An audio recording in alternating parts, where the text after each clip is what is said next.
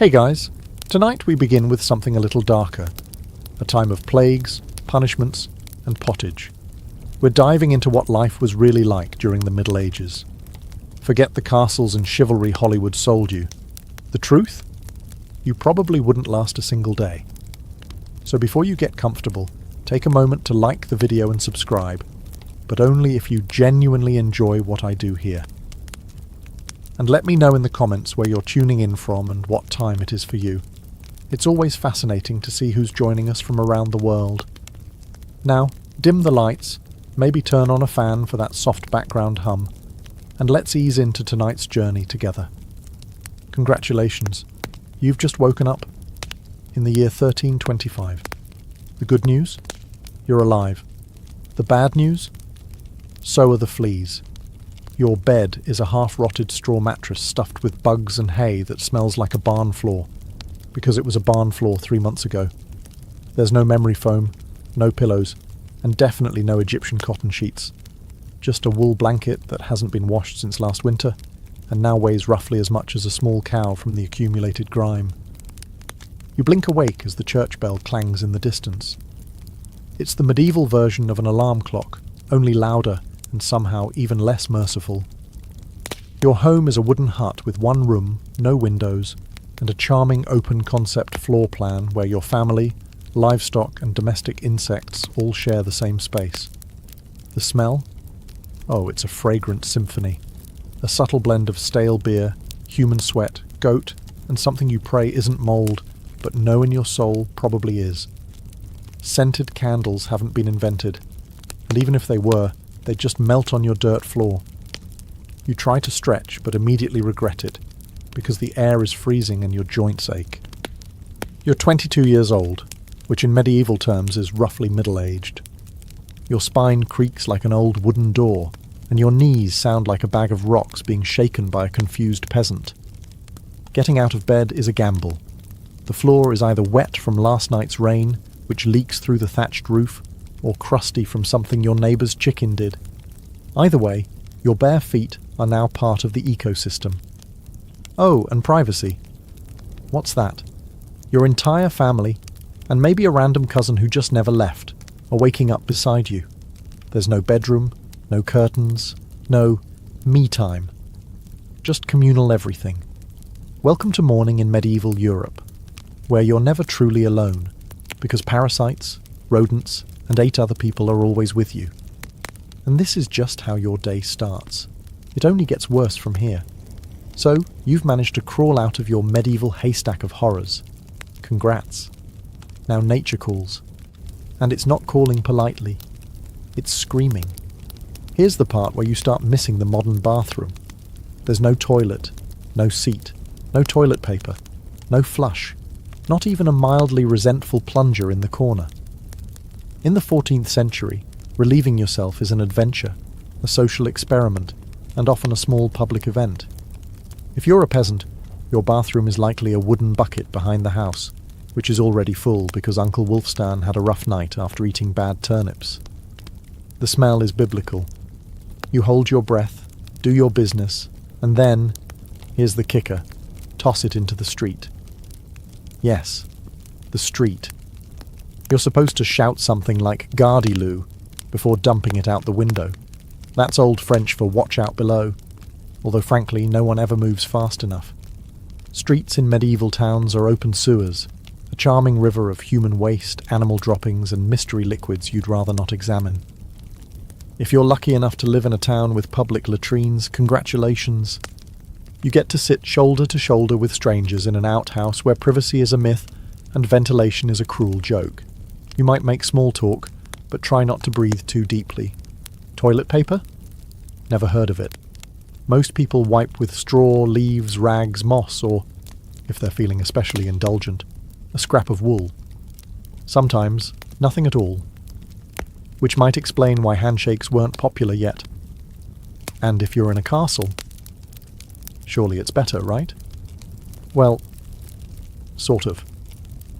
You might have a garderobe, a hole in the wall that drops your waist directly into the moat. Great idea.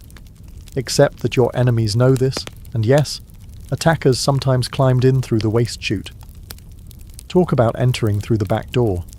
So whether you're a farmer or a baron, medieval toileting is a humiliation ritual. It's cold, it's public, it's dangerous, and it's never not disgusting. One slip on a wet stone path, and you're face first in humanity's leftovers, and you still haven't brushed your teeth. But we'll get to that next. You survived the toilet. You deserve a reward, right?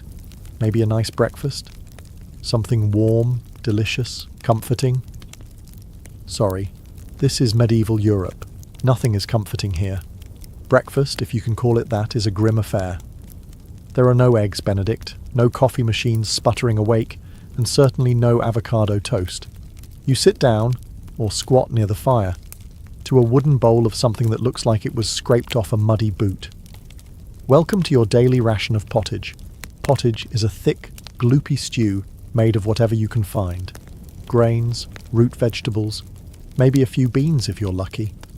It's been simmering in the same pot for days, sometimes weeks, and new ingredients are just dumped on top of the old ones. It's less of a recipe and more of an ongoing edible experiment. On the side, a hunk of bread so hard it could deflect arrows. It's made from coarse rye or barley flour, often bulked up with sawdust, ground up acorns or other creative ingredients, because wheat is a rich man's fantasy. This loaf is not your friend. You don't slice it, you negotiate with it. What about drinks? You're not sipping orange juice or an oat milk latte. You're drinking beer. Yes, beer. At 6 a.m. Why? Because the water is teeming with parasites and filth. So you start your day with weak ale, low alcohol, high survivability. Kids drink it too. No one's happy about it, but at least it won't kill you. Immediately. Want some meat or cheese? Dream on. That's for Sundays and saints' feast days, and only if your lord is feeling generous. Most peasants don't eat meat more than a few times a year. As for fresh fruit, only when it's in season, and not already fermented into wine. And don't even think about spices unless you're royalty. A pinch of pepper costs more than your monthly wages. Salt is valuable enough to be locked away. So you chew your gritty bread, gulp your medieval beer, and try not to think about the rat that may have nibbled your porridge in the night. Breakfast doesn't energize you. It just happens to you. And now that you're properly underfed, it's time to work like your life depends on it. Because it absolutely does. So, you've eaten your sad medieval breakfast, and now it's time to get dressed. Not that it'll help. Your wardrobe consists of exactly one outfit. One. It's a rough wool tunic or linen shift that you've worn every day for months, possibly years. There's no such thing as seasonal fashion. There's just wear this until it disintegrates or gives you a fungal infection. Underwear? Optional. If you're lucky, maybe a linen undertunic. If you're not, well, you're going commando under layers of scratchy, sweaty wool, all lovingly stitched together by someone who probably had no idea what a seam was supposed to look like. There's also no washing machine, no soap, and absolutely no dry cleaner in sight.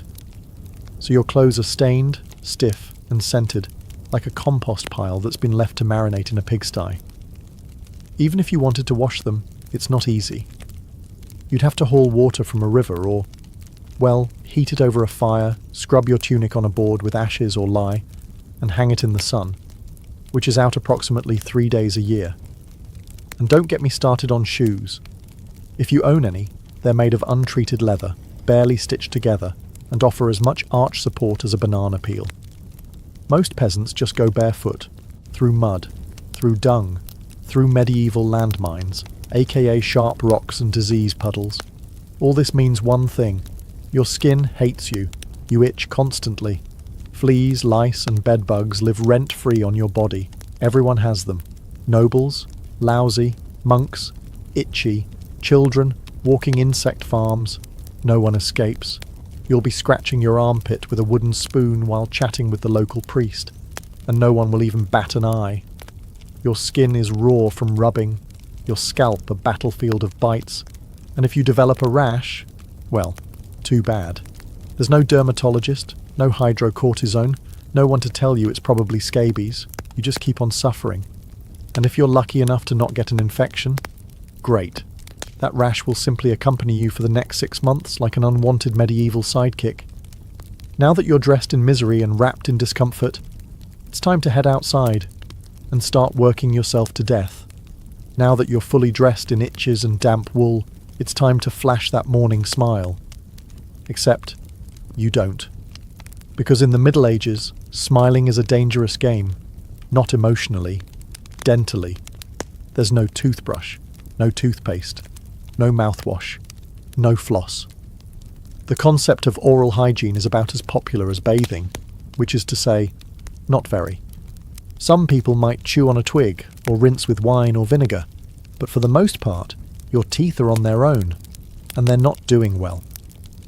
By the time you hit your mid-20s, your smile looks like something pulled from a haunted crypt. Cavities are rampant, gums are swollen.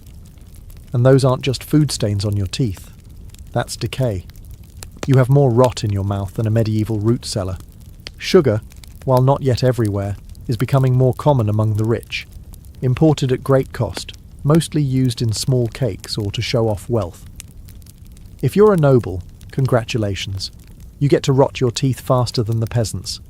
If you're poor, you'll do it slowly over time with fermented bread, gritty porridge, and years of hard chewing. Toothaches?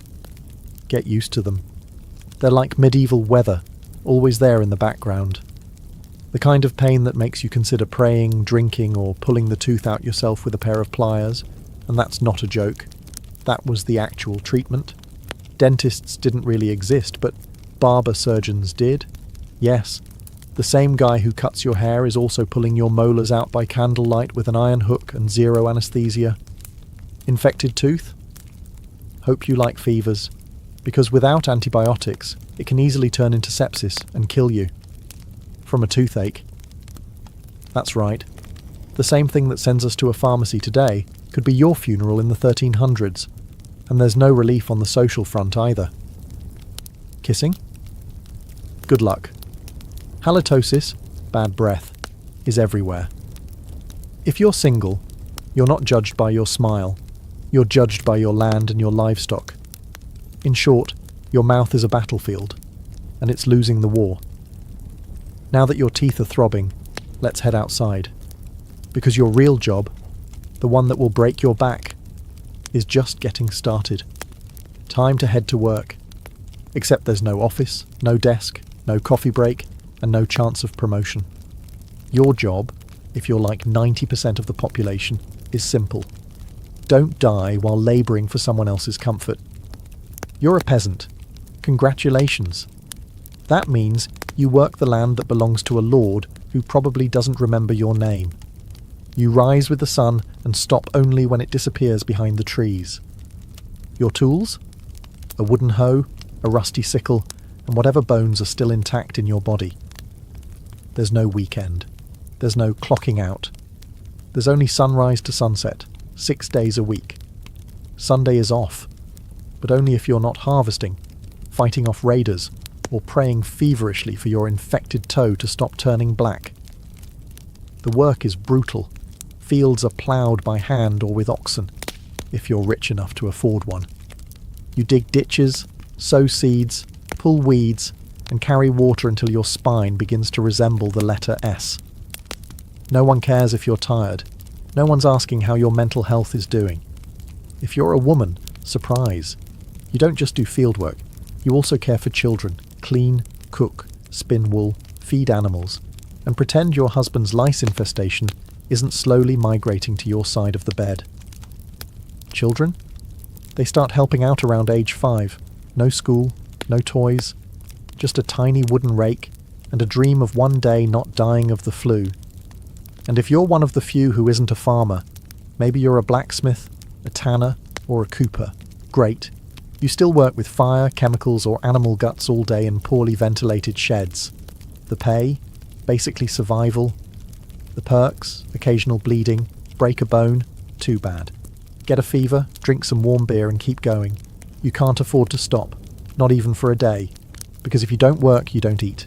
And if you don't eat, well, medieval Europe has a solution for that. It's called being replaced. So you grip your shovel, ignore the blisters, and keep digging. Because in the Middle Ages, your job isn't a career, it's a slow-motion endurance test. Now that your back is on fire from labouring in the fields, let's talk about the weather. Because in the Middle Ages, temperature is less about seasons and more about ongoing punishment from the sky. Let's start with winter. There's no insulation, no central heating, and no weatherproofing. Just wooden walls with gaps you could throw a chicken through. Your windows? Covered with cloth, not glass. The fire in the hearth?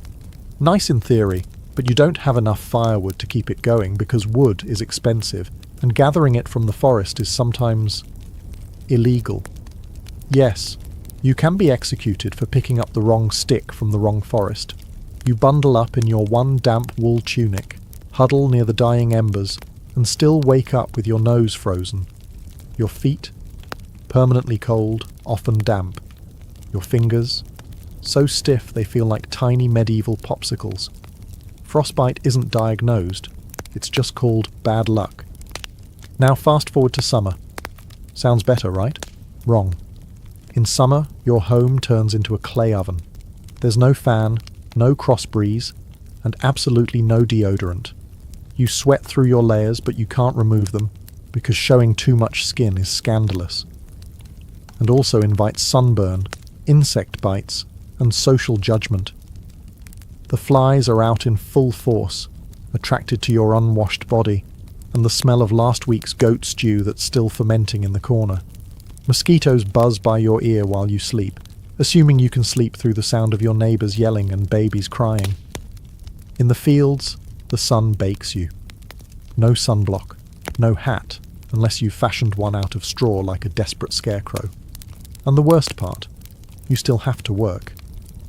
Heatstroke is just called taking a bad turn, so you're either shivering in your own hovel, wondering if your toes will make it to spring, or you're sweating through your only pair of socks while your thighs chafe into oblivion. And the one thing that never changes, no matter the season, your clothes still itch, your food is still terrible, and your next job, still waiting. Welcome to climate control, medieval style. There is none. Feeling thirsty? Need to freshen up? Want to splash a little water on your face to wake up from this damp fever dream of a life? Too bad. In medieval times, water isn't your friend. It's trying to murder you quietly. Let's start with drinking. The nearby stream looks fresh, bubbling and clear, like something out of a fantasy movie. But spoiler alert, it's not. Upstream, someone just dumped a chamber pot into it. And if not that, then a dead pig is probably decomposing in it. Parasites, bacteria, and the entire microbial army of medieval Europe are waiting in every sip. That's why people drank beer. Yes, beer, even children. But before you imagine medieval kids doing keg stands, understand that it was small beer, weak in alcohol, strong in survival. Brewing boiled the water, so it was safer than whatever flowed through the town ditch. Wine was another option.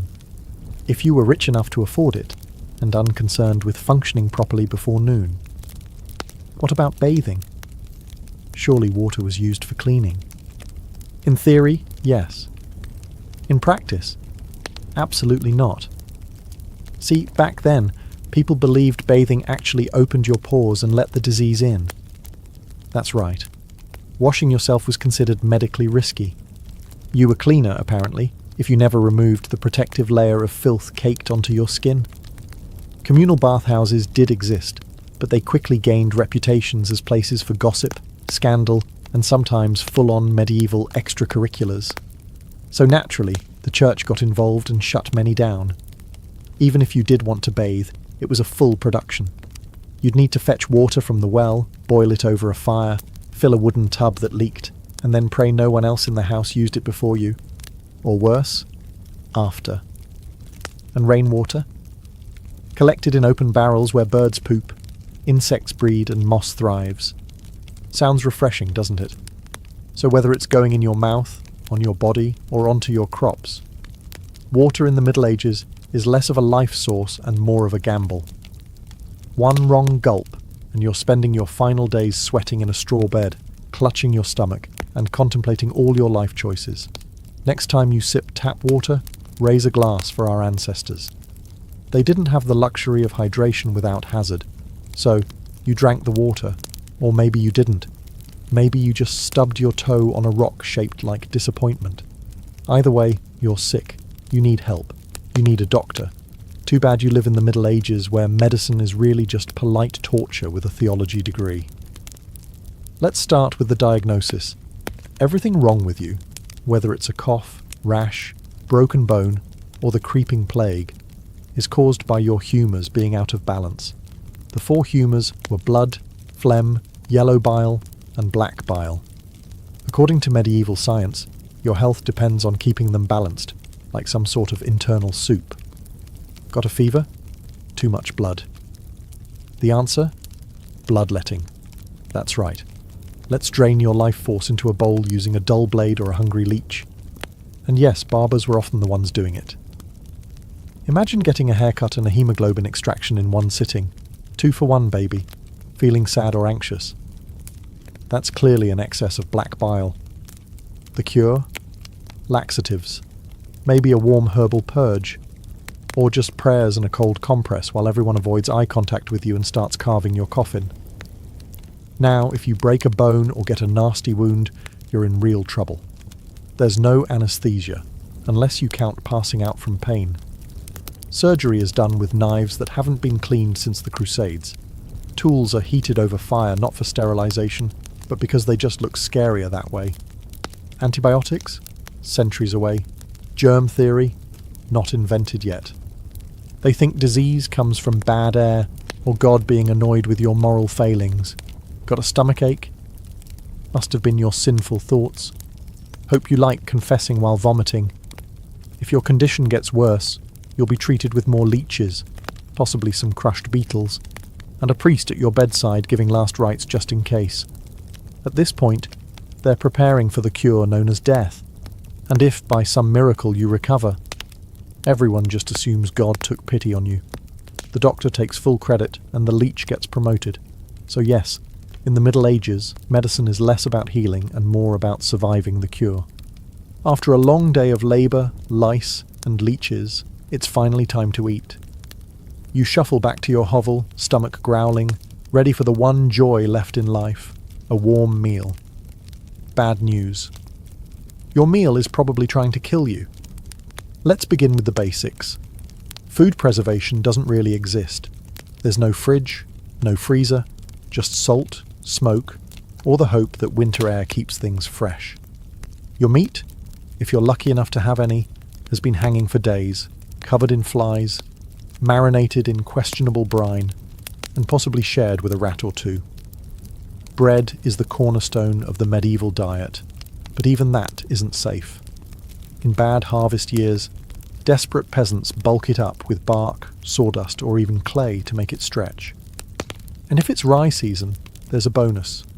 Ergot, a fungus that causes convulsions, hallucinations, and sometimes death. It's like eating bread laced with LSD and tetanus. Vegetables? Only if they're in season. And you know what's always in season? Turnips. So, many. Turnips. Boiled, mashed, or floating in pottage, which, if you remember from Chapter 3, is basically a hot swamp of mystery ingredients that's been simmering since your great-grandfather's funeral. Fruit might be available in the fall, but it rots quickly, and sugar is rare, expensive, and hoarded by the rich to show off their blackened teeth. Dairy is another gamble. Fresh milk spoils in hours. Butter and cheese fare better, but they're loaded with bacteria. People eat them anyway because, frankly, it's either that or chew your boot leather. And let's talk about seasoning. Spices like pepper, cinnamon or nutmeg? Worth more than gold. For the average peasant, flavour comes from onions, salt, if you're lucky, and pain. Most meals taste like wet burlap sprinkled with sadness. But food isn't just a health hazard. It's a political one. Game animals belong to the Lord, not you. Caught poaching a rabbit, you could be fined, imprisoned, or even executed. That's right, your dinner could get you hanged. So as you sit down to eat your grey stew by flickering firelight, remember, every bite is a risk. but you eat anyway, because in the Middle Ages, food doesn't nourish, it tests you. It's evening now. You've worked, suffered, and barely digested your suspicious stew. You might think the day is winding down, but don't get too relaxed, because God is watching. So is the priest. And so is your neighbour Agnes, who will absolutely rat you out if you miss Mass. In medieval Europe, religion isn't just part of life, it is life.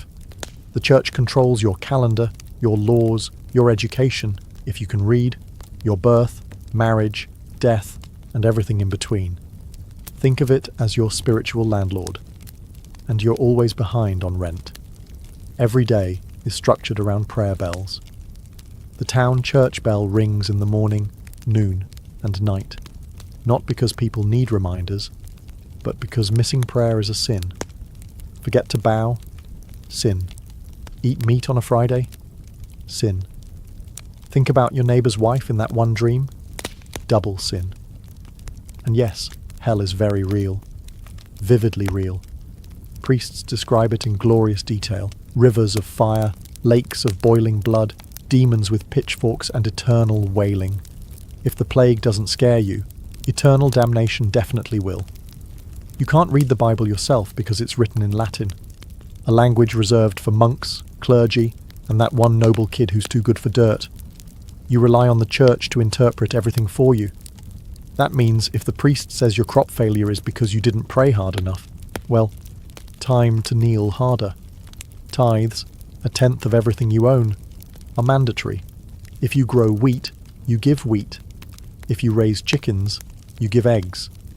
If you have nothing, congratulations. You're spiritually bankrupt and financially doomed. Holidays? They're holy days, dozens of them. And while they offer breaks from labour, they're not for fun. They're for attending Mass, fasting, confessing sins, and reminding yourself that joy is a dangerous indulgence. Questioning the church is dangerous. Heretics are burned. Witches are drowned. Blasphemers are flogged. And skeptics are quickly reformed. So you go through the motions. You chant.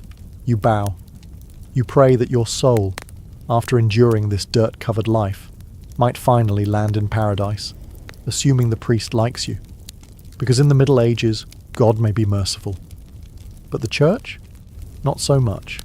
If you thought being a medieval peasant was rough, try doing it as a woman. All the filth, famine and fear, plus childbirth, subservience, and social invisibility.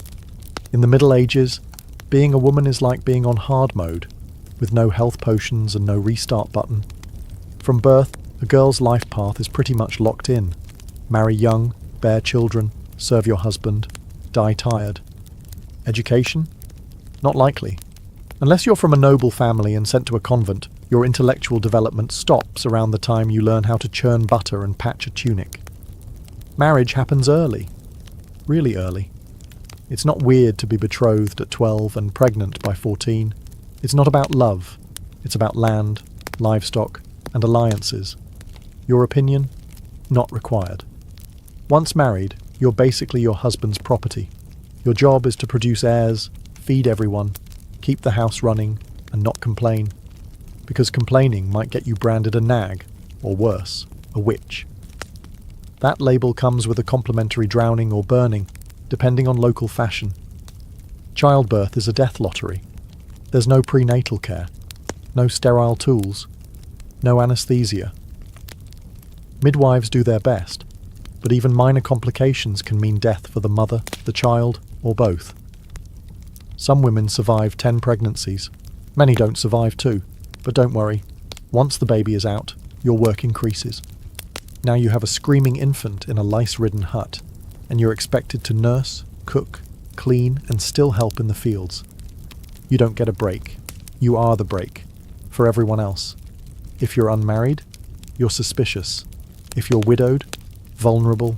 If you're outspoken, dangerous. Women who didn't conform were often accused of witchcraft, especially if they had herbal knowledge, a strong personality, or just looked at someone funny on a rainy Tuesday. Even in the church, your role is limited. Nuns lived under strict rules. No speaking without permission. No freedom of movement. and your spiritual worth, always ranked below men.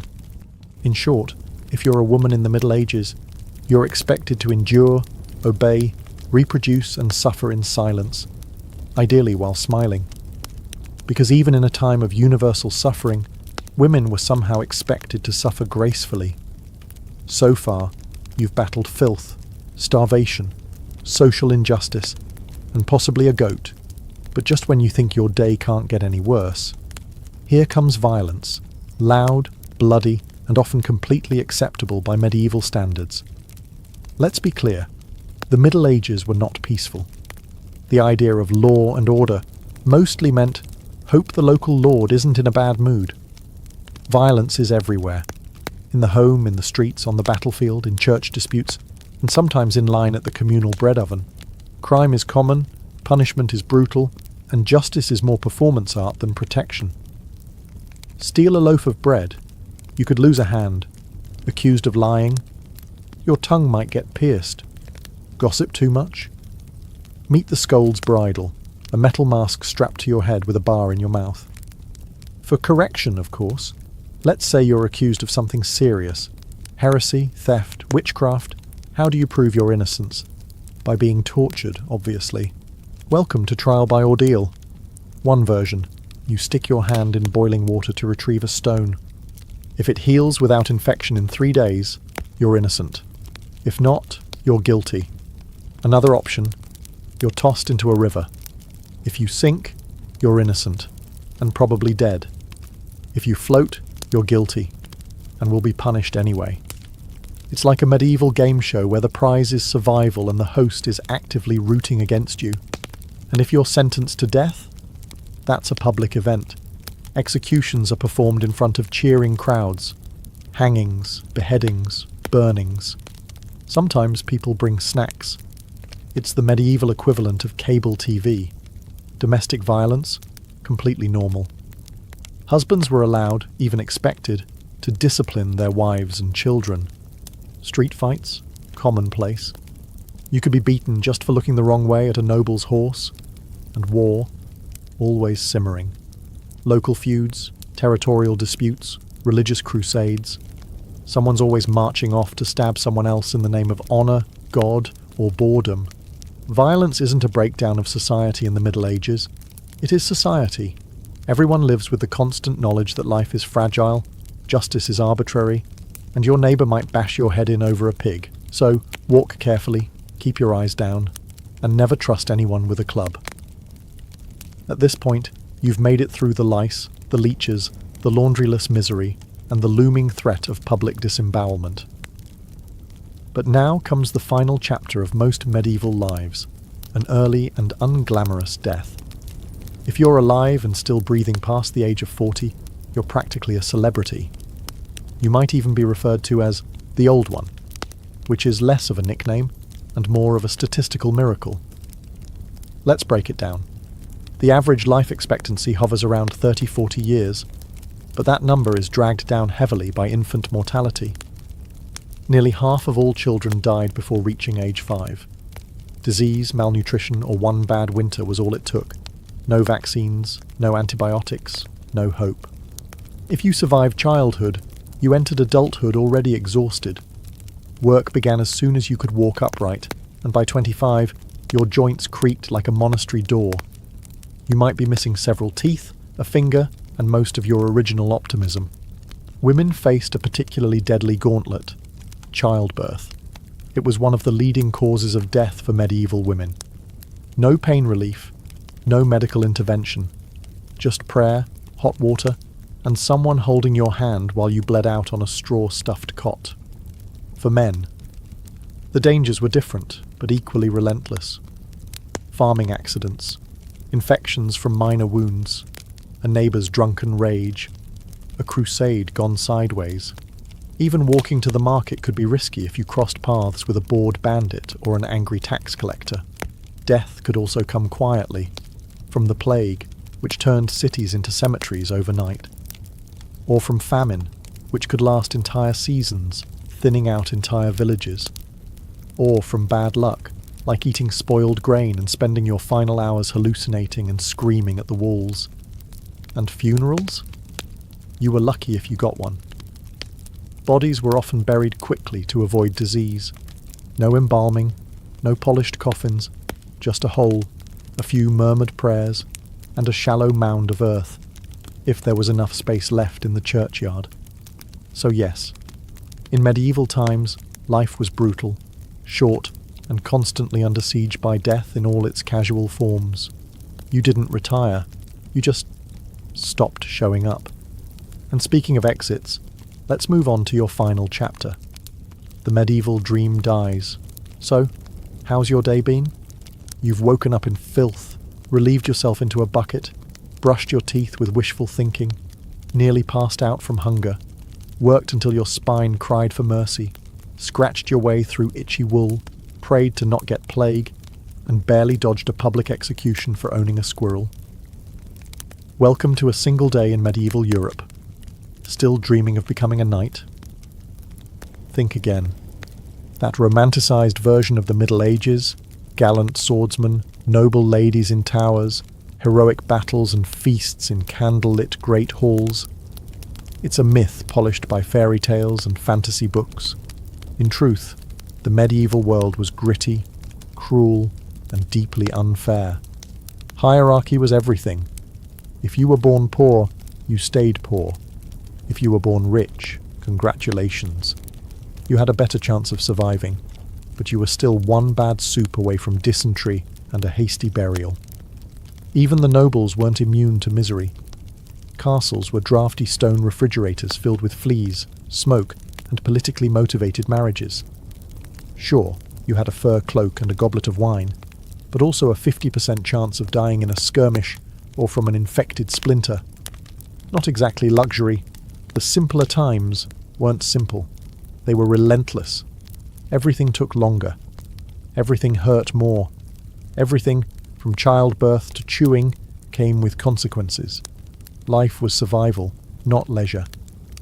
And if you did find a quiet moment to think, to dream, to imagine something better, there wasn't much you could do with it. No upward mobility, no modern medicine, no internet to Google, what's this weird rash? You lived, suffered, worked, and died within a 10-mile radius of where you were born. But here's the wildest part.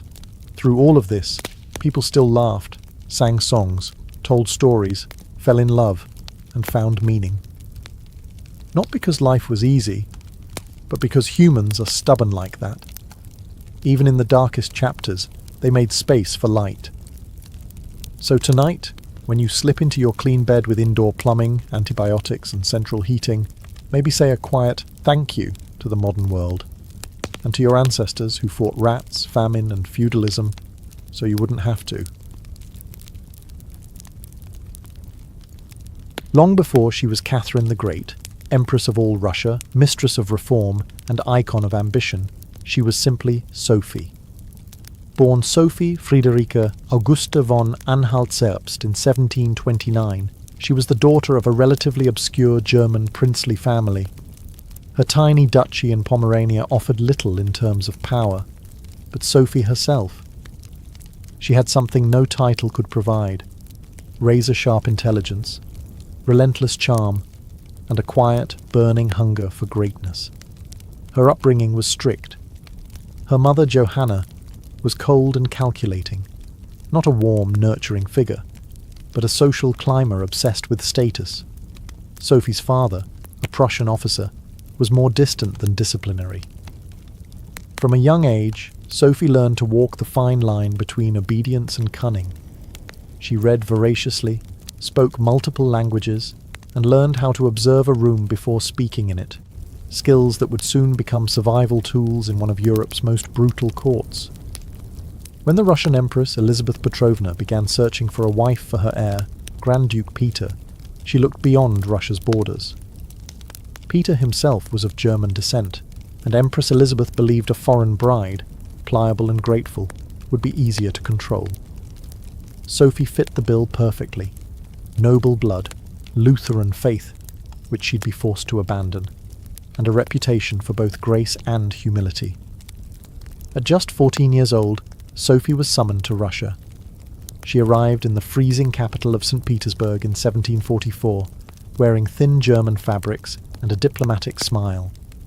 Her mother pushed her forward like a chess piece. Sophie, however, had her own game in mind. To become acceptable in Russian society, she converted to Orthodoxy, taking the name Ekaterina Alexeyevna, Catherine. The ceremony was public, symbolic, and life-altering. She wasn't just changing religions, she was burning the bridge behind her, stepping into a foreign empire with no way back. No one watching that quiet teenage girl in a fur-trimmed coat could have predicted what would come next. Betrayal, revolution, enlightenment, and empire. But from the moment Sophie stepped foot in the Russian court, she stopped being a pawn and began planning how to become a queen. Catherine's marriage to Grand Duke Peter was meant to secure her place in Russian royalty, but from the very beginning, it felt more like a cage than a crown. Peter, heir to the Russian throne, was not the dashing prince of fairy tales. Awkward, immature, and obsessed with toy soldiers, he was far more interested in playing war games in his chambers than governing an empire, or showing affection to his new wife. Some accounts even suggest he refused to consummate the marriage for years. He idolized Frederick the Great of Prussia and resented the Russian court that had adopted him. In contrast, Catherine embraced Russia with a fierce determination. She learned the language, studied its history, and memorized Orthodox rituals. She wanted to belong. Peter wanted to escape. This mismatch wasn't just emotional, it was political. The Russian court was a viper's nest of gossip, paranoia, and brutal power games. Empress Elizabeth still ruled with absolute authority, but her health was in decline. Everyone knew a transition was coming, and everyone had an agenda. Catherine was watched constantly. Her letters were read, her friendships monitored, and her every move scrutinized. She couldn't trust her husband, her mother, who was still whispering in her ear on behalf of foreign interests, or even her servants. In this world, alliances could turn into accusations overnight. But Catherine was no fool. She learned to play the court's games quietly, cultivating allies in the shadows. She charmed military officers, made friends with scholars, and developed a reputation for dignity and restraint, a stark contrast to her husband's childish tantrums and open contempt for Russian traditions. Behind closed doors, Catherine began reading Enlightenment thinkers like Voltaire and Montesquieu. While others saw her as a young consort, she was building a vision, not just for herself, but for Russia, a nation of strength, education, and reason. But there was one problem. The longer Peter lived, the longer Catherine remained in limbo, a powerless wife to a man unfit to rule. So she waited, observed, and planned. She knew the Russian throne wouldn't be inherited. It would have to be taken. In 1762, after nearly 2 decades of waiting, watching, and quietly manoeuvring, Catherine saw her moment and seized it with breathtaking precision. Empress Elizabeth had died, and Peter, now Peter III, was finally Tsar. But his reign began unravelling almost immediately.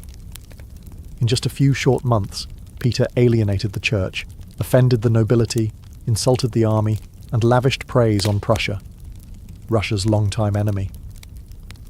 He reversed key policies, humiliated the clergy, and talked openly about divorcing Catherine to marry his mistress.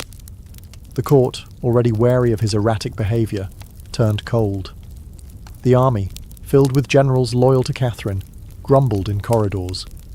Even ordinary Russians, devout and patriotic, saw Peter as a foreign puppet who mocked their traditions. Catherine, watching all of this unfold, made her move. In July of that same year, while Peter was away at his summer palace, Catherine launched a bloodless coup d'etat. Supported by key military officers, including her lover Grigory Orlov and his influential brothers, she rode through St. Petersburg in full regalia, was proclaimed Empress Catherine II, and won the allegiance of the powerful Imperial Guard. Peter, caught off guard and without allies, surrendered within days. He was taken into custody, and shortly after, found dead under mysterious circumstances. Officially, it was reported as a hemorrhoidal colic. Unofficially, it was murder. Catherine was now empress, not by birth, not by marriage, but by will, wit, and audacity. It was unprecedented. A foreign-born woman with no legitimate claim had taken the Russian throne without a single battle. But her real challenge was just beginning. She had to transform that bold grab for power into a lasting legacy. Would Russia accept her? Would the nobility respect her? Could she hold the empire together without falling victim to the same fate as her husband? Catherine understood that power gained through intrigue could be lost just as easily. She needed to rule not as a schemer, but as a visionary. And so began her transformation, from a careful conspirator to a reforming empress, one who would redraw borders, embrace the Enlightenment, and redefine what it meant to be a woman in power. Once Catherine had the crown, she could have rested on her power, but she didn't. She had something bigger in mind than simply sitting on a throne. She wanted to transform Russia, and not just militarily or politically, but intellectually. While Peter had worshipped Frederick the Great and toy soldiers, Catherine idolized Voltaire, Diderot, and the bold thinkers of the Enlightenment. She believed in reason, progress, education, and the role of a monarch as a servant of the people, even if she herself ruled with absolute authority. Catherine didn't just read Enlightenment philosophy, she lived it. She corresponded directly with Voltaire for over 15 years, flattering him while defending her autocracy. She invited Diderot to her court and even purchased his entire library to support him financially. Behind closed doors, she pored over legal texts, debated reforms, and crafted policies to modernize the empire. Her early reign was filled with efforts to codify Russian law. She formed the Legislative Commission in 1767, an ambitious project intended to rewrite the entire legal code of Russia. Catherine's own nakaz, or instruction, was a political manifesto in disguise, one that spoke of equality before the law, the dangers of torture, and the responsibility of rulers to serve the common good. For an empress in 18th century Russia, it was radical. But Enlightenment ideals had to survive the realities of Russia, a vast, feudal, deeply conservative land, ruled by nobles who liked their serfs exactly where they were, beneath them. Catherine knew this. While she advocated reform, she moved carefully. She abolished some forms of torture, expanded access to secular education, and built schools and libraries. But she also reaffirmed the nobility's control over their serfs to keep them loyal. This was Catherine's balancing act, a philosopher queen in public, a practical empress in private. She walked a tightrope between ideology and survival, between the shining salons of Paris and the gritty politics of Moscow. Her vision for Russia was bold, but always calculated. In many ways, Catherine wasn't trying to make Russia European. She was trying to make Russia modern, on her terms. And that meant reform, yes, but with an iron hand in a velvet glove. Catherine wasn't content with reforming Russia from within. She wanted to expand it outward, to make it an empire worthy of fear, admiration, and envy. Where Peter the Great had opened a window to the west, Catherine aimed to knock down the walls. Under her leadership, Russia's borders stretched wider than ever before. She waged wars not just to defend her crown, but to reshape the map of Europe. One of her most significant campaigns was against the Ottoman Empire. These wars, fought in waves throughout the 1760s and 1770s, weren't just about territory. They were about influence.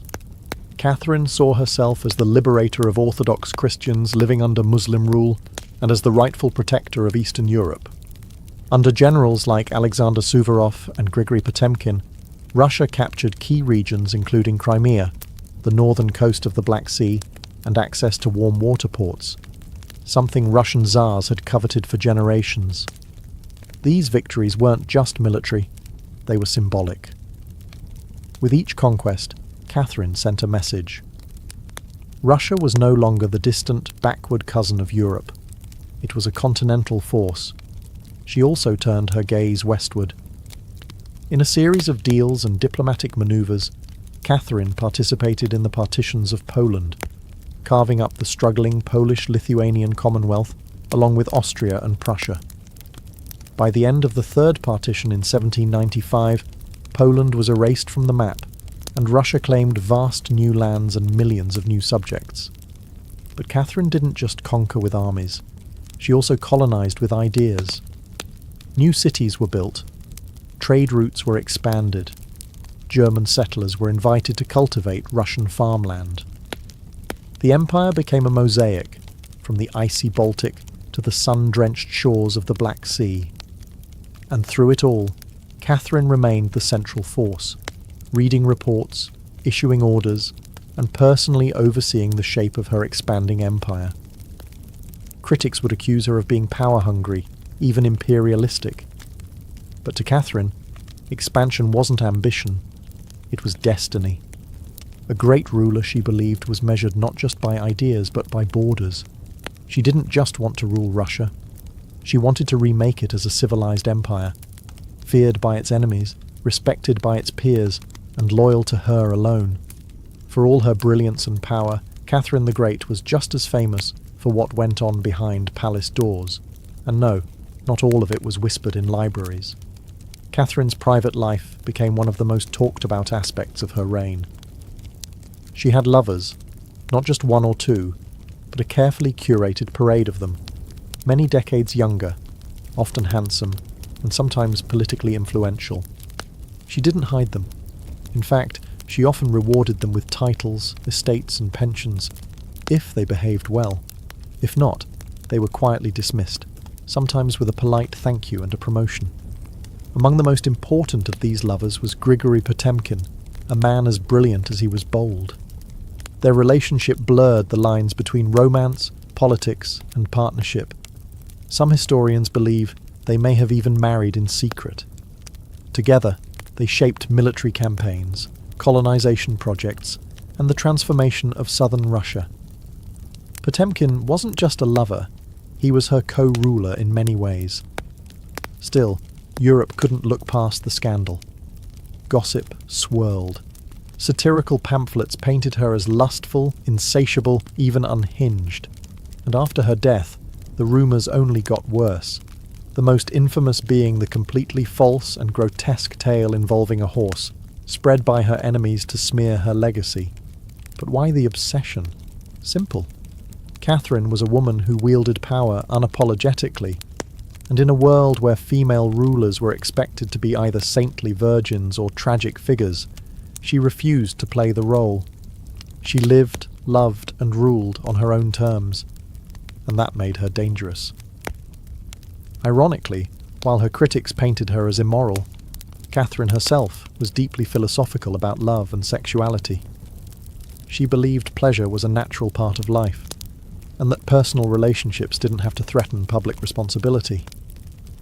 She separated emotion from governance, a feat few male rulers managed. In reality, her liaisons were often strategic. She surrounded herself with men who were loyal, capable, and politically useful.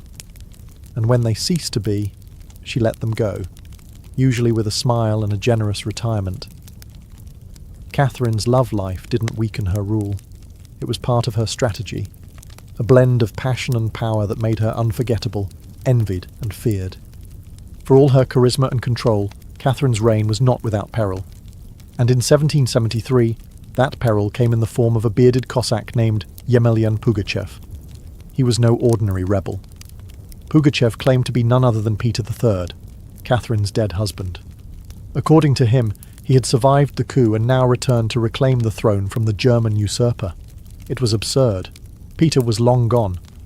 But to Russia's oppressed and exhausted lower classes, the claim didn't need to be true. It just needed to offer hope. Pugachev promised liberation, an end to serfdom, lower taxes, and land for the common people. His words lit a fire across the Volga River region, especially among Cossacks, peasants, and old believers. In a time when the gap between nobles and serfs had widened brutally, his promises sounded like salvation. The Pugachev rebellion became the largest peasant uprising in Russian history. Towns were taken, fortresses fell, Nobles were slaughtered. For a terrifying moment, it seemed as if the empire itself might fracture. Catherine was shaken. This wasn't a foreign war she could win with cavalry and treaties. This was a revolt from within. Her own people, rising against the system she ruled. But Catherine didn't panic. She acted. She dispatched professional military forces to crush the rebellion, ruthlessly. Pugachev's forces were defeated in 1774. He was captured, displayed in an iron cage, and eventually beheaded in Moscow, a public warning to all who dared follow. Afterward, Catherine doubled down on order and control. Her dreams of liberating the serfs quietly faded into silence. The rebellion had shown her the limits of enlightenment in a country still shackled by feudalism. She now leaned harder on the nobility, who offered loyalty in exchange for absolute control over their serfs. This was a turning point. The empress who once quoted Voltaire now prioritized stability over philosophy. Reform became cautious, surveillance increased. Rebellion, even whispered, was to be stomped out before it had breath. Pugachev may have lost his head, but he left behind a warning that haunted Catherine, that power built on inequality could only hold so long before the storm came crashing through.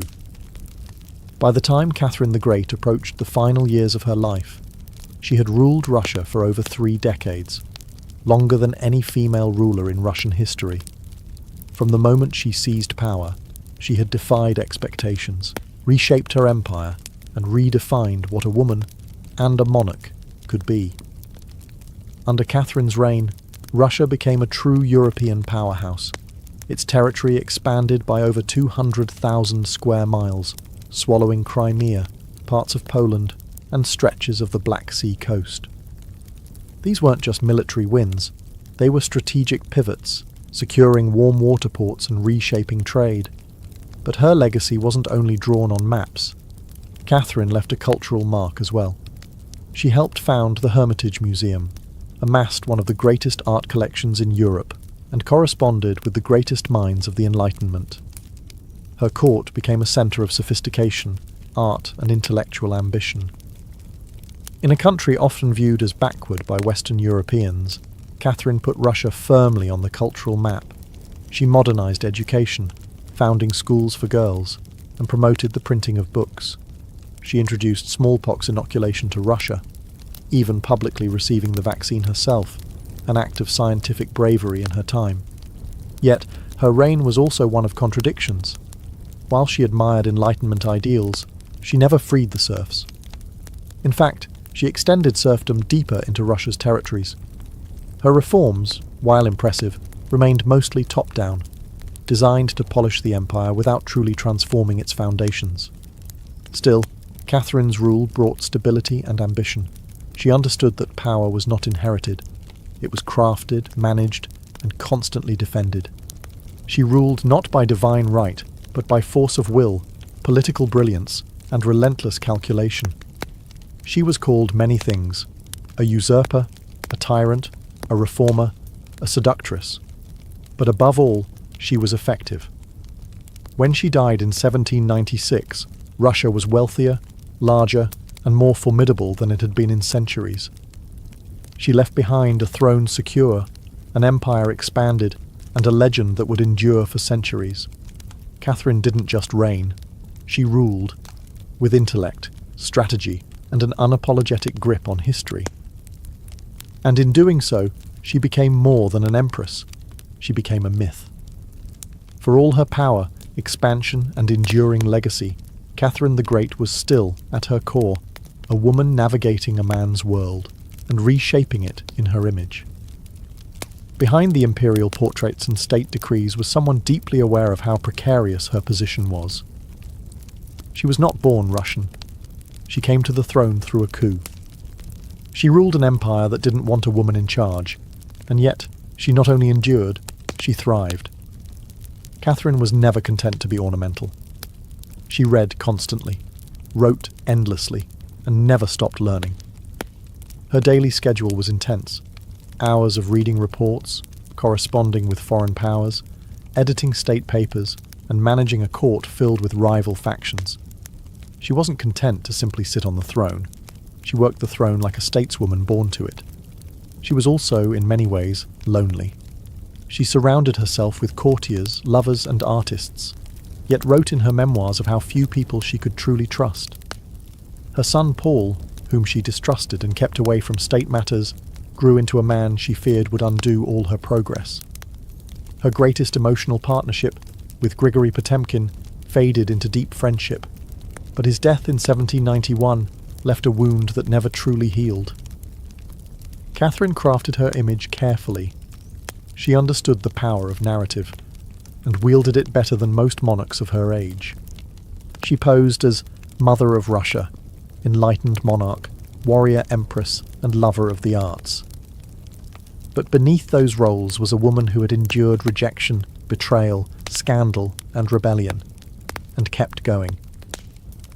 When she died in 1796, she left behind an empire transformed, but also questions. Could she have done more to end serfdom? Were her Enlightenment ideals compromised by politics? Was she more reformer or ruler? History remembers her by the title she never gave herself: the Great. It wasn't because she was flawless, or kind, or just. It was because she took power and wielded it on her own terms, in a time and place where women weren't supposed to have any. She didn't just wear the crown, she rewrote what it meant to deserve one. In the humid depths of the Chiapas jungle in southern Mexico, the ruins of Palenque whisper stories from the ancient Maya world. Towering temples rise above the canopy, their limestone faces eroded by time, but still brimming with secrets. And in 1994, one of those secrets revealed itself. A team of Mexican archaeologists, led by Fanny Lopez Jimenez, was surveying Temple Thrune, a relatively modest pyramid, next to the more famous Temple of the Inscriptions, the burial site of the mighty king Pakal the Great. Temple Thrune wasn't expected to hold much, until they noticed something odd: a sealed, hidden chamber beneath the structure. No looters had touched it. It was pristine. When the archaeologists broke through and lowered themselves inside, they found a stone sarcophagus resting in silence. The air was heavy with the weight of centuries. As they opened the lid, red dust rose like smoke. Brilliant, shocking red. The interior was covered in powdered cinnabar, a toxic mercury sulfide used ceremonially by the Maya. And lying within that crimson cloud was the skeleton of a woman. She had been buried with care and reverence. Her bones were fragile but intact, her skull still wearing a jade mask, and her body surrounded by funerary offerings. Necklaces, diadems, ear spools, all crafted from jade and shell. Everything about the burial screamed royalty. Yet no name was inscribed, no glyphs identified her. It was one of the richest female burials ever found in Mesoamerica. And yet, it was a total enigma. Why was she buried in red powder? Who was she? Was she a queen, a priestess, or perhaps even Pakal's wife? The researchers called her the Red Queen, and the name stuck. But even with modern forensics, they couldn't say for sure who she was, only that she had lived around the 7th century, during the golden age of Palenque. Unlike most Maya tombs, hers had been hidden, untouched, and purposefully isolated. Her burial wasn't just ceremonial, it was spiritual. This woman wasn't meant to be remembered with words. She was meant to be remembered through ritual, through colour, and through the mystery she left behind. The most haunting feature of the Red Queen's tomb wasn't her jade jewellery, or the silence of the sealed chamber. It was the red dust. A thick layer of powdered cinnabar covered everything. The sarcophagus, the walls, her bones, even the offerings around her. It clung like blood to stone. To the Maya, this was no accident. Cinnabar, made from crushed mercury sulfide, was one of the most sacred and dangerous substances in the ancient world. Its vibrant red colour wasn't just visually striking, it symbolised blood, rebirth, and the life force that connected the human and divine realms. Red was sacred. It was the color of sunrise, of sacrifice, of life emerging from death. And it wasn't just symbolic, it was spiritual. Covering the dead in cinnabar was a ritual meant to transform the body, preserving it not for eternity, but for transition. In Maya belief, death wasn't the end. It was a passage, a crossing into another cosmic layer. And so the Red Queen, whoever she was being prepared not just for burial, but for deification. But there's another layer to this. Cinnabar is toxic. Repeated exposure can lead to mercury poisoning, tremors, hallucinations, even death. The Maya likely didn't understand the chemistry, but they felt its potency. It was volatile, powerful, dangerous. To bathe a corpse in it was to declare this person was no ordinary mortal. In Palenque, very few were buried with cinnabar. Pakal the Great, the mighty king whose pyramid dominates the site, was one. His body, like hers, was also saturated in the red powder. That detail alone drew speculation. Was the Red Queen his wife, his mother, or someone of equal divine status? Her skull had been placed on a layer of jaguar skin, another sacred symbol. Around her, bone needles, obsidian blades, and miniature jade figurines hinted at rituals performed either during her life or in her honor at death. Every part of her burial told a story without words, a story of power cloaked in secrecy, a woman prepared to cross into the underworld, not in silence, but in ceremony, drenched in the color of sacrifice.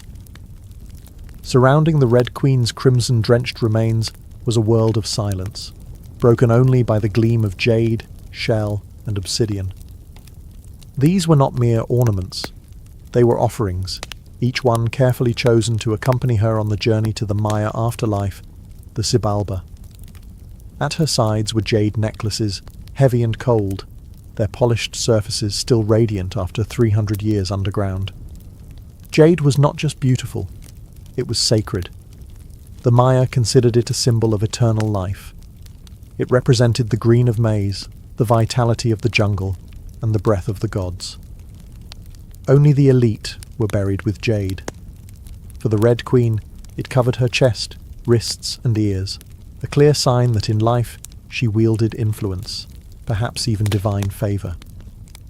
One of the most haunting objects was the jade funerary mask, placed delicately over her face. Unlike the golden death masks of Egypt, this one was subtle, constructed from dozens of tiny mosaic tiles, arranged to mimic the contours of her skull. The mask served a ritual function, to protect the soul, to preserve identity, and to present her as divine in the eyes of the gods. Scattered near her bones were bone needles, obsidian blades, and shell artifacts. These could have been tools of ritual or symbols of her status, as priestess, healer, or royal matriarch. One bone pin was engraved, faint but purposeful, a small echo of her voice lost to time. At her feet and along the edges of the tomb were ceramic vessels, still sealed, likely once filled with offerings, food, drink, or incense to sustain her spirit beyond death. The Maya believed the afterlife was a journey, dangerous, layered, filled with challenges. These items weren't luxuries, they were necessities. To modernize, the tomb feels intimate, not overloaded, but intentional. There was no gold, no chariots, no pomp, just items chosen with spiritual weight. It was a map for the soul. Through these treasures, we glimpse how the Maya understood death, not as finality, but as a transition of power. The Red Queen wasn't buried to be forgotten. She was being prepared to ascend. For all the grandeur of her tomb, the Red Queen left behind one haunting void. No name. No inscriptions adorned her sarcophagus. No glyphs on the walls identified her. She was clearly someone powerful. But who? From the moment her tomb was opened, scholars began trying to connect the dots. The most compelling theory? That the Red Queen was Zakbu Ajau, the wife of Kinich Janab Pakal, known today as Pakal the Great, the most famous ruler of Palenque. Zakbu Ajau was more than just Pakal's consort. She was born into nobility and married into Palank's royal dynasty at a young age. She bore at least 3 sons, all of whom held high status, and she played a key ceremonial role during her husband's reign. If anyone could be buried with such honor, it was her. Supporting this theory was the tomb's location, just a few feet away from Pakal's own grand burial in Temple of the Inscriptions. The proximity suggests a deliberate pairing, husband and wife, rulers even in death. And then there's the cinnabar. Only 2 burials in Palank were found with such intense cinnabar coverage, Pakal and the Red Queen. It's unlikely this was coincidence. But here's where the mystery deepens. DNA tests were conducted on both sets of remains in hopes of confirming the connection. But the results? Inconclusive. The woman's bones showed no direct maternal link to Pakal, but that didn't rule out a spousal relationship. After all, marriage does not require shared blood. Some have argued she could have been Sak Kuk, Pakal's powerful mother, who ruled Palank before he came of age. Others suggest she may have been a high priestess, or a sister, or a royal ancestor whose name has simply been lost to history's erosion. Still, the evidence points most strongly to Tsakbu Ajau, a queen by title, a mother of kings, and a spiritual counterpart to Pakal. The lack of a name may not be an oversight. It may have been intentional. In Maya cosmology, the soul lived on not through monuments, but through ritual, symbol, and the whispers of the earth. And so the Red Queen remains suspended between legend and truth. A woman who ruled, remembered not in stone, but in scarlet and silence. To understand the Red Queen, we must understand the world she came from, a world where Maya women, especially royal ones, held more influence than many realize. In Maya civilization, politics was often a family affair. Royal women weren't merely passive consorts. They were diplomats, priestesses, and power brokers. They conducted rituals, sponsored temples, and played crucial roles in maintaining dynastic legitimacy. Their bloodlines were political capital, used to forge alliances and secure claims to the throne. Take Sak Kuk, for example, the mother of Pakal the Great. When the throne of Palank was left vacant, she took power herself and ruled as Queen Regent until her son came of age. She wasn't a placeholder.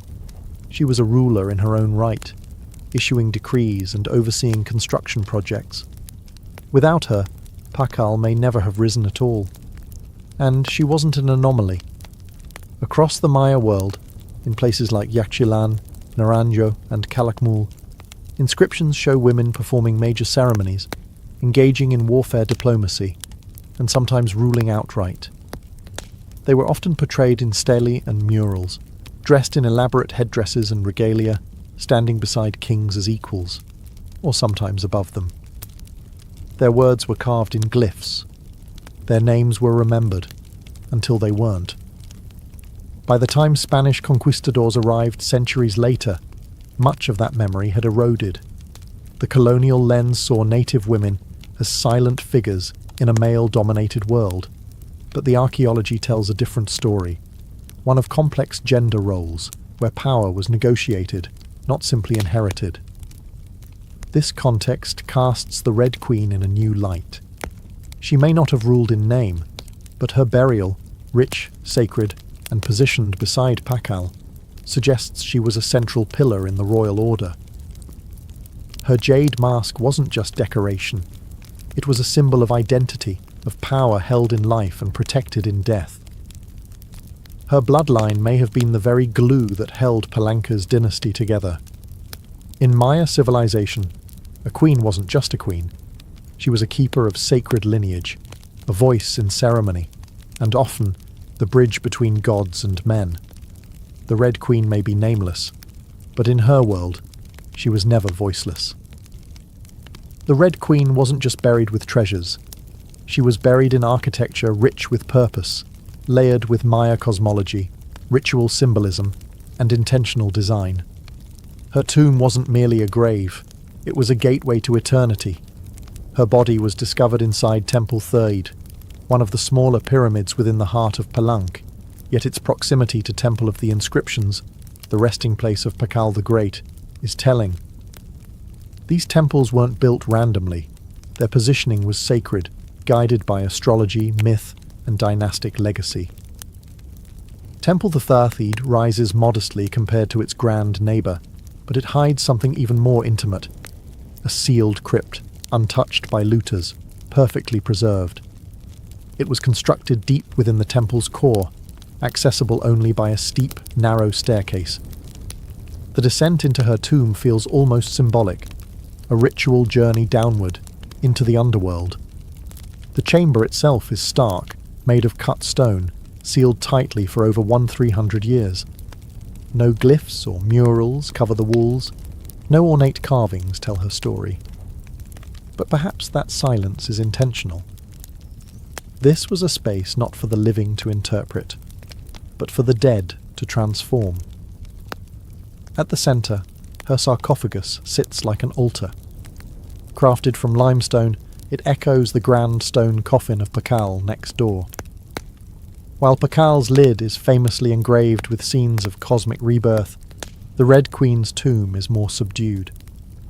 The focus is inward, on the body, on the cinnabar, on the ritual of death itself, and yet there are subtle architectural cues that hint at meaning. The tomb is aligned east to west, a symbolic path mirroring the sun's journey from life to death. The chamber is small, but powerful. It feels deliberate, personal, a sacred enclosure for someone revered. Maya temples were cosmological tools, bridges between the heavens, the earth, and the underworld. To be buried in one was to be elevated beyond the human realm. The Red Queen's eternal home wasn't an afterthought. It was a carefully constructed shrine, a place where death became transformation. Her bones rest in stone, her essence in cinnabar, and her legacy in the architecture itself.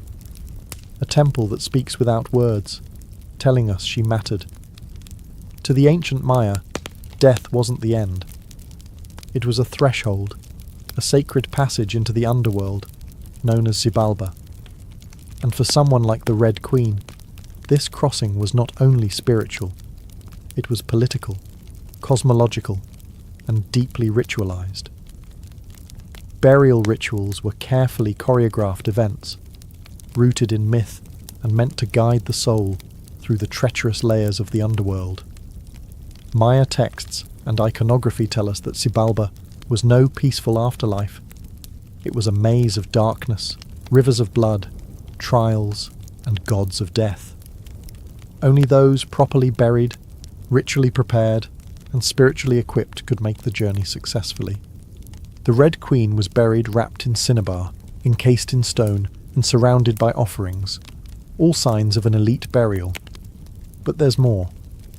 The presence of bone needles and obsidian blades in her tomb hint at auto-sacrifice rituals, possibly symbolic tools representing rites she had performed in life, or that were reenacted at her burial to empower her spirit.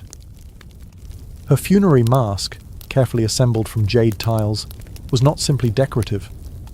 It may have served as a spiritual vessel, preserving her face and identity as she journeyed into the afterlife. In Maya belief, the face was a mirror of the soul, and the soul needed to be recognized by the gods. The ceramic vessels surrounding her may have once held chocolate, maize, water, or even pulque, to nourish her in the next world. Other items, like stingray spines or shell trumpets, could have represented spiritual tools, calls to the gods, or tokens of ritual communication. Burial wasn't just a goodbye. It was a transformation. The Maya believed in cycles, death as seed, burial as planting, and the afterlife as rebirth. Kings and queens were often seen as earthly incarnations of gods, and in death they returned to those divine origins. The Red Queen, covered in the colour of blood, entombed in a pyramid and honoured with offerings, was being prepared for rebirth, not as a mortal, but as a being tied to the sacred order of the cosmos. Her burial wasn't the end of her story, it was the beginning of her legend. Just a few steps away from the Red Queen's final resting place, lies one of the most iconic tombs in Mesoamerica, that of Kinich Janab Pakal, known simply as Pakal the Great. His burial inside the Grand Temple of the Inscriptions is celebrated for its artistry, scale, and deeply spiritual symbolism. But what makes the Red Queen's tomb so extraordinary is not only what was inside, it's where it was found. Her sarcophagus was hidden within Temple Threed, directly adjacent to Pakal's monument. In a city like Palenque, where every temple was carefully positioned to reflect cosmic principles, this closeness was no coincidence. It was intentional, a statement etched in stone.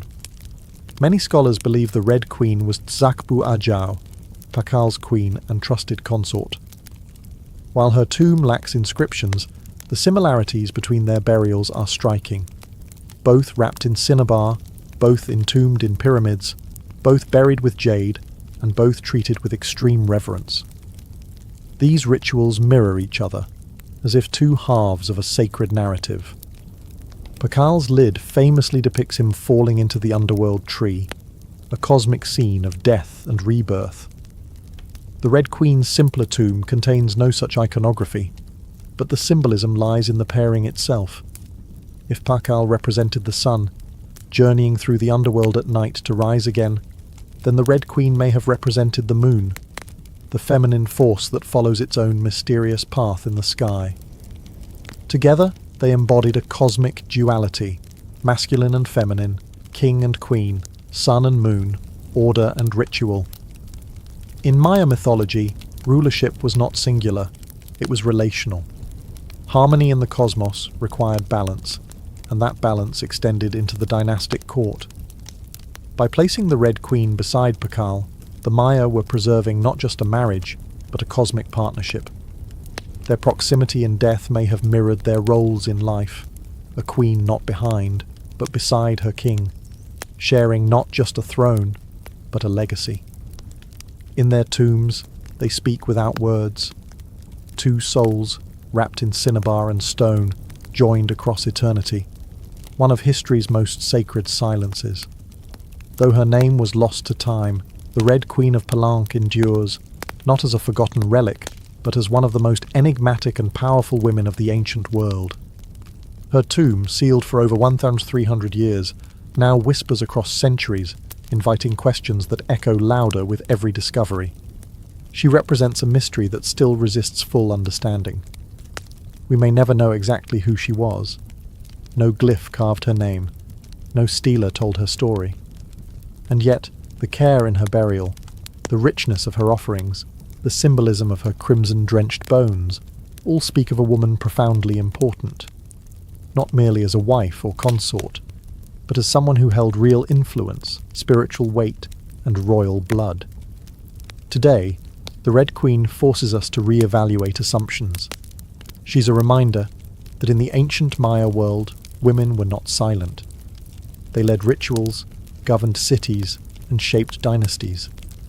While kings like Pakal have long taken the spotlight, the Red Queen's re-emergence reminds us that power did not belong to men alone. It flowed through mothers, queens, priestesses, and visionaries. Her legacy is more than the treasures she left behind. It's the conversation she started among archaeologists, historians, artists, and storytellers. Every jade bead, every layer of cinnabar, every architectural choice in Temple Thethid tells us something deliberate. This woman mattered, and perhaps that's the most extraordinary part of her story. Not what we know, but what we still don't. The Red Queen teaches us that history isn't just a collection of facts, it's a living puzzle, a shared human longing to connect with the past. In that sense, her legacy is still unfolding. She lies wrapped in red, the colour of life and sacrifice, of blood and rebirth. Her face, once hidden behind a jade mask, now stares back at us through science, art, and wonder. She remains nameless, but not voiceless. Mysterious, but not forgotten. The Red Queen may have ruled a kingdom in life, but in death, she rules something greater, our imagination. Her tomb was sealed in stone. Her story was written in silence. And still, somehow, she speaks. Frida Kahlo was born on July 6, 1907, in the vibrant district of Coyoacán, then a village on the outskirts of Mexico City. Her childhood home, the Casa Azul, the Blue House, was filled with colour, contradiction, and quiet strength.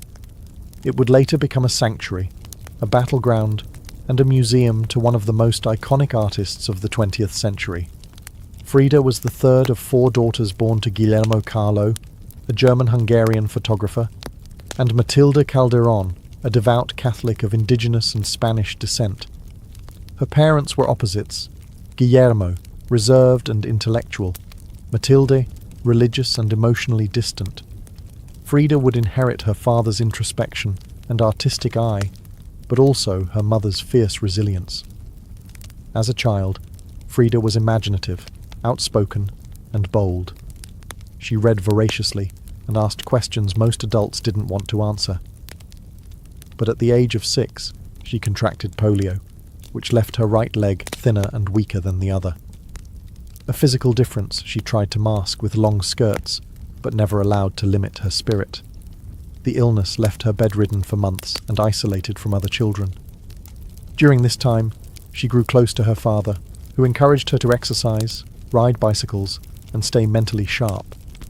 Unlike most girls of her time, Frida didn't aspire to become a wife or a homemaker. Her goal? To become a doctor. She enrolled in the prestigious National Preparatory School in Mexico City at age 15, one of only a handful of girls accepted. There, she stood out not just for her intelligence, but for her rebellious wit, radical thinking, and unique sense of style. She joined a group of young intellectuals known as the Cachuchas, who debated philosophy, literature, and politics. Frida was drawn to revolution, to ideas that challenged tradition. But even in those early years, before the bus crash that would define her body, and before the fame that would define her legacy, Frida Kahlo was already painting herself into the world, with sharp edges, unapologetic ideas, and an identity too big to fit inside anyone else's expectations. She wasn't just growing up in Coyoacán, she was preparing to remake herself entirely. On September 17, 1925, Frida Kahlo's life was split in two: the girl she had been and the woman she was forced to become.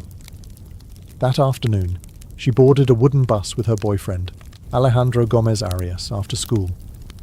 They were laughing, teasing each other, and probably arguing. Frida never did anything halfway. But moments later, the bus collided with a streetcar, and in an instant, her future unravelled into pain, metal, and silence. The crash was horrific. The streetcar crushed the bus against a wall, splintering wood and flinging passengers. Frida was impaled by an iron handrail. It entered her left hip and exited through her pelvis. Her spinal column fractured in 3 places. Her right leg shattered, her foot dislocated. Her collarbone and ribs broke. Her shoulder was dislocated. Her abdomen was pierced. She was just 18 years old. A man covered her with a borrowed overcoat. Someone else noticed her body was sparkling, not from blood, but from the gold powder she had been carrying in a pouch. It had exploded on impact, dusting her broken form in what looked like glittering ash. Frida was taken to the Red Cross hospital and underwent numerous surgeries over the following months. She spent weeks in a body cast, flat on her back, immobile, writhing with infection and uncertainty. The future she'd imagined, of becoming a doctor, slipped further away with every passing day. But in that stillness, something began to stir. Her father gave her brushes. Her mother rigged a special easel to hang above her bed. A mirror was placed on the canopy so she could see herself. And there, lying in plaster and agony, Frida began to paint, first out of boredom, then out of obsession. Her first subjects were her own reflection, because she was all she had. But what emerged wasn't vanity. It was survival. The crash had broken her physically, but it had also opened a door into her own mind, her own body, and eventually into the surreal language of pain and identity that would define her art. The girl who wanted to heal others now began healing herself, one brush stroke at a time.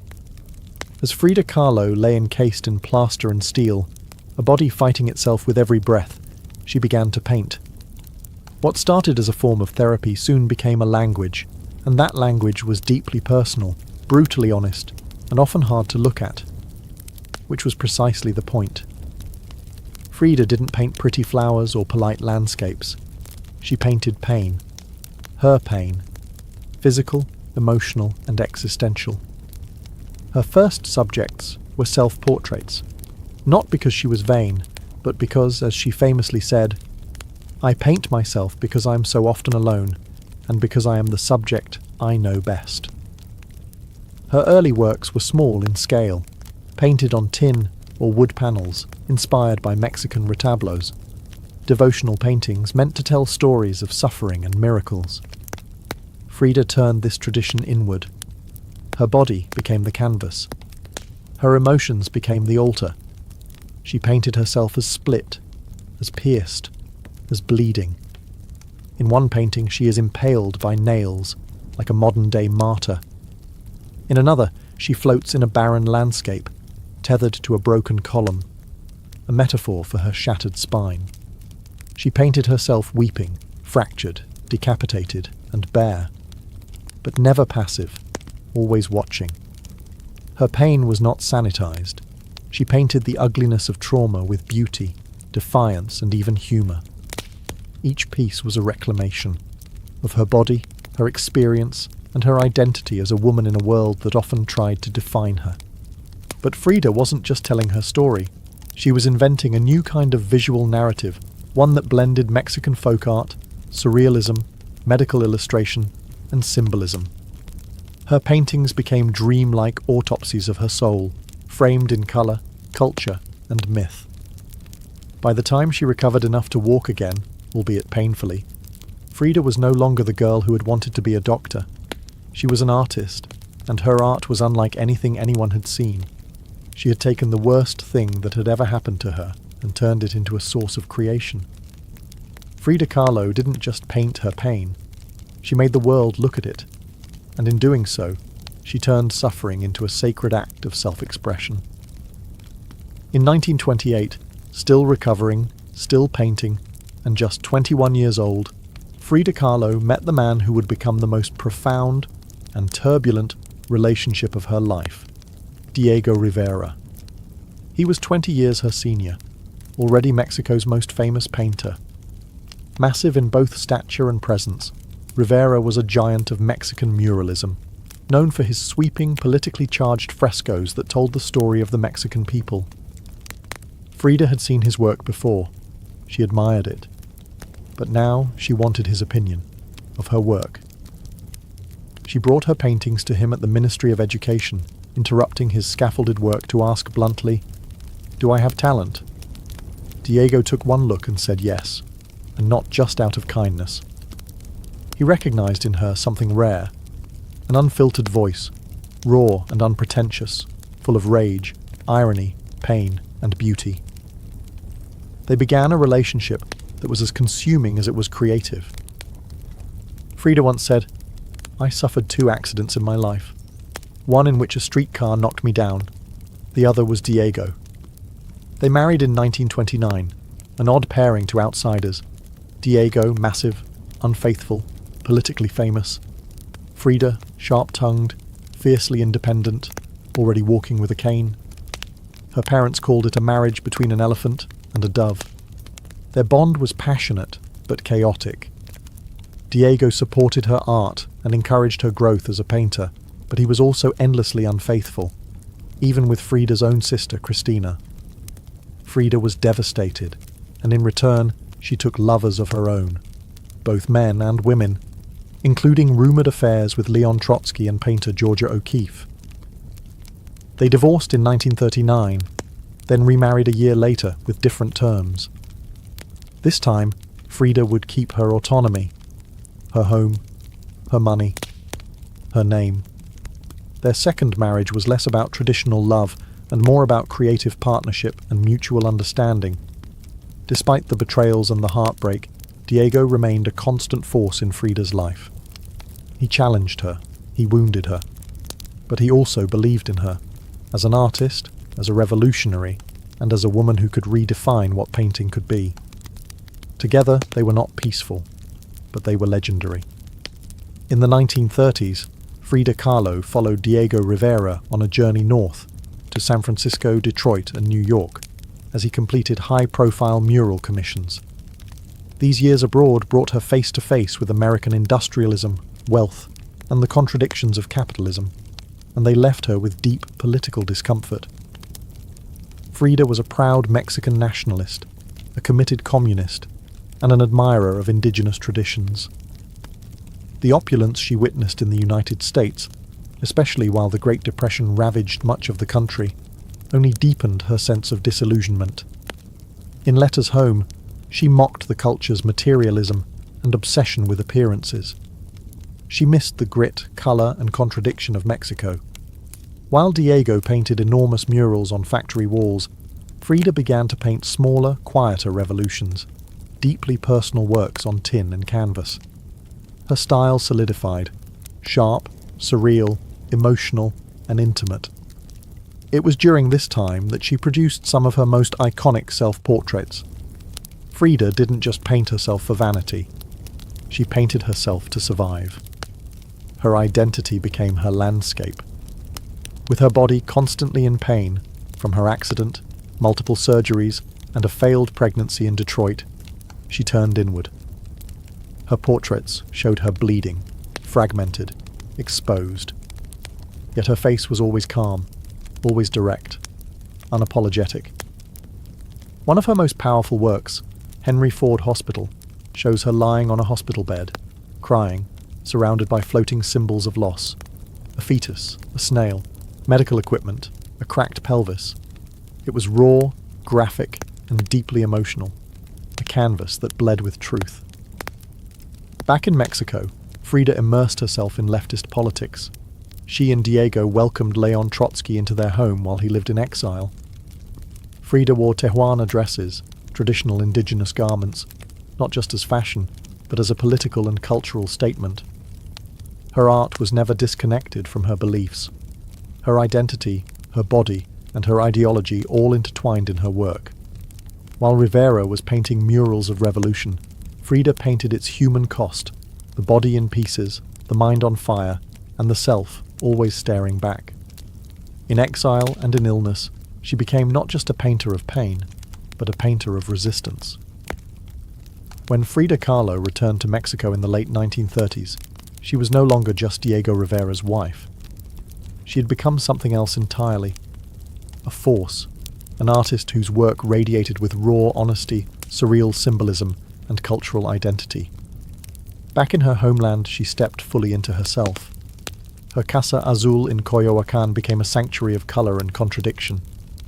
Bright cobalt walls, yellow trim, Aztec statues in the garden, monkeys and parrots wandering freely. The house was a living extension of Frida's imagination. It was a blend of tradition and rebellion, elegance and earth. Here, she surrounded herself with pre-Columbian artifacts, ex-votos, folk art, and revolutionary books. She wore bold Tijuana dresses, wove flowers into her hair, and painted amid the scent of copal incense and the sounds of mariachi on the street outside. This period marked an explosion of creativity. Her paintings became more intricate, more symbolic, and more political. Works like the two Fridas revealed a divided self, one in European dress with a bleeding heart, the other in indigenous clothing, strong and composed. It was Frida's visual autobiography, a portrait of love, loss, and heritage. In 1939, she exhibited her work in Paris, where artists like Picasso, Breton, and Kandinsky praised her fiercely original style. But even among the surrealists, Frida stood apart. When André Breton tried to label her as one of their own, she pushed back. "They thought I was a surrealist," she said. "But I wasn't. I never painted dreams. I painted my own reality." She painted Mexico, not the romantic postcard version, but the living, breathing country she adored. Her work pulsed with symbolism, skeletons, hummingbirds, hearts, thorns, corn, and blood. She honored the indigenous roots of her homeland while unmasking the violence of its past and present. But even as her artistic voice grew stronger, her health continued to decline. Multiple surgeries, infections, and chronic pain became daily realities.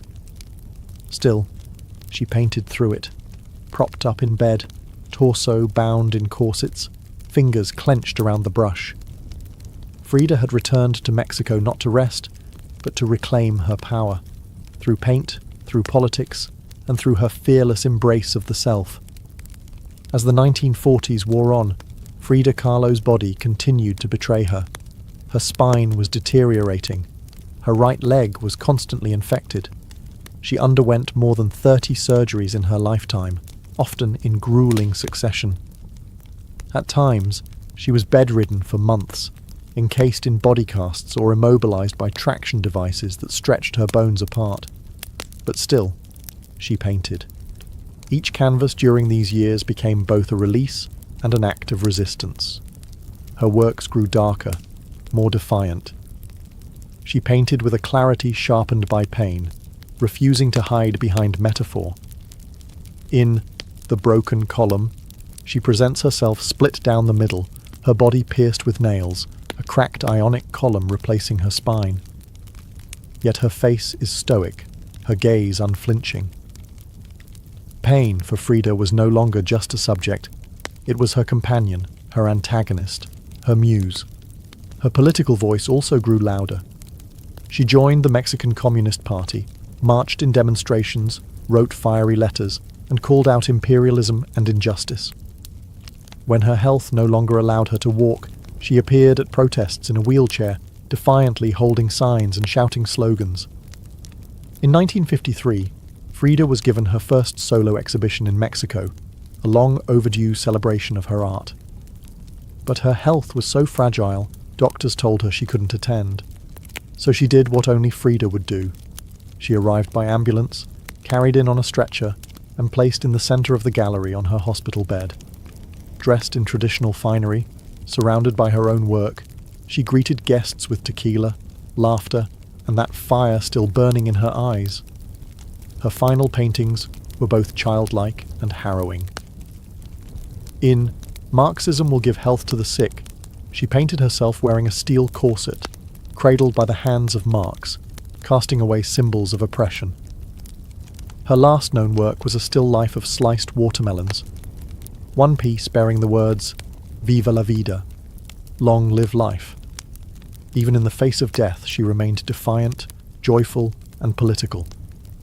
Frida Kahlo's last portraits weren't just self-portraits. They were acts of revolution, painted in pain, but always signed with life. On July 13, 1954, at the age of 47, Frida Kahlo died in the same place she had been born, La Casa Azul in Coyoacán. The official cause was listed as a pulmonary embolism, but those closest to her whispered of something deeper.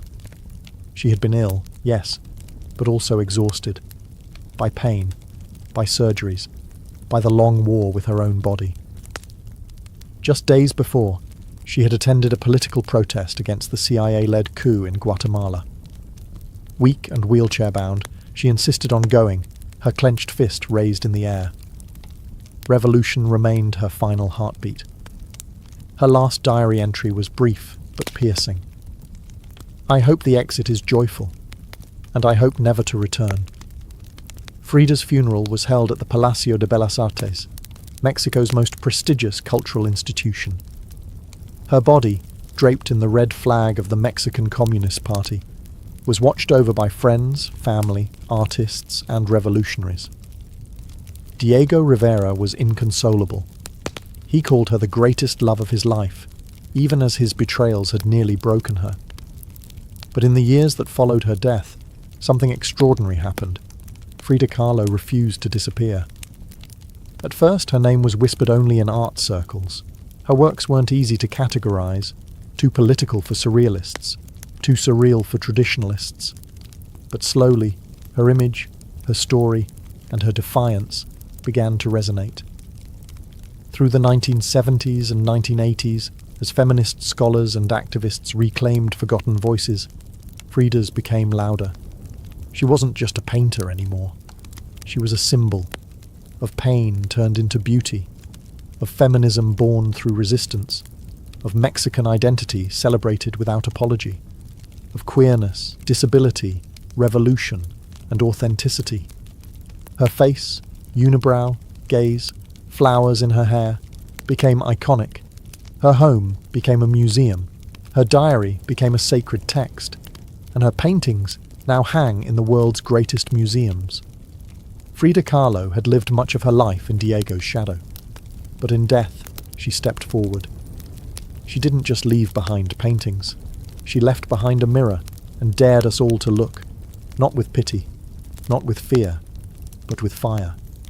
Today, Frida Kahlo's face is everywhere.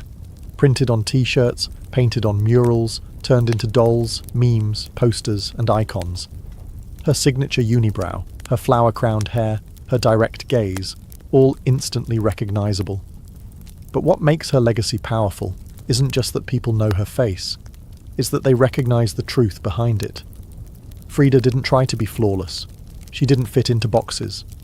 She wasn't conventional, and she didn't care to be. In a world that demands perfection, she gave us realness. Raw, messy, vibrant, angry, joyful, contradictory realness. She celebrated what made her different: her disability, her queerness, her politics, her culture, and turned it into art that transcended borders and decades. She's become more than an artist. She's a global symbol of defiance, feminism, cultural pride, and creative resistance. For queer communities, she's a fearless bisexual icon who lived openly and unapologetically in a time that demanded silence. For women, she's a reminder that power doesn't require permission. For disabled artists, she's proof that pain can fuel the brush, not stop it. And for Mexico, she's a daughter reclaimed, fierce, folkloric, and forever part of the national soul. Her paintings, once dismissed as too strange or too personal, are now among the most revered in the world. Works like The Two Fridas, Self-Portrait with Thorn Necklace and Hummingbird, and The Broken Column aren't just seen, they're felt deeply by anyone who has ever suffered and needed to turn that suffering into something sacred. She lived in the margins and turned them into centre stage. She embraced contradiction. A communist who wore gold, a woman betrayed who loved again, a body in pieces with a soul unbreakable. And through it all, she painted, not just with colour, but with conviction. Frida Kahlo never asked to be a symbol. She simply told the truth about herself, and in doing so, told the truth for millions of others who had never seen themselves reflected in art before. Now, when we see her face, we see courage, we see colour, we see resistance, we see Frida, not gone, but immortal.